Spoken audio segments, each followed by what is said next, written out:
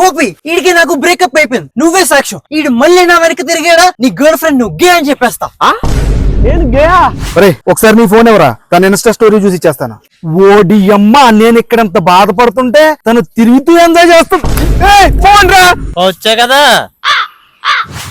గోపి నిన్ను అన్నిట్లోని బ్లాక్ చేశాను, అయినా సరే ఫోన్ పే నుంచి గూగుల్ పే నుంచి మెసేజ్ చేస్తున్నాడు. చేయొద్దని చెప్పు, గిరిగే చెప్పు. సరే నీ తెల్లా బ్రో. నాకే కనుక ఇలాంటి సెల్ ఉంటే ఈ పడి చంపేసి భోజనాలు ఎట్టేసేవాడిని. ఒరే తనకి డేట్ వచ్చి టైం రా, కొంచెం మెసేజ్ చేసి కనుక్కోరా, చాక్లెట్ ఏమైనా కావాలేమో. నీకు డేట్ అంట కదా, ఇప్పుడు ఎలా ఉంది? ఏంటి గోపి, అమ్మాయికి బ్రేకప్ అయిపోయింది, దీనికి కేరింగ్ గా మెసేజ్ చెప్తే పడిపోద్ది అనుకుంటున్నావా? నువ్వు ఇలాంటి వాడు అనుకోలేదు గోపి. అక్క నాకు అంత సీన్ లేదక్క, నీ సంగతి తెలుసుకోవడం ట్రై చేస్తానా నేను. నేను నిన్ను వదిలి అసలు ఉండలేకపోయాను తెలుసా. నేను కూడా. ఆ గోపి ఏదో లేకపోతే ఇంతకు ముందే మనం కలిసేవాళ్ళం.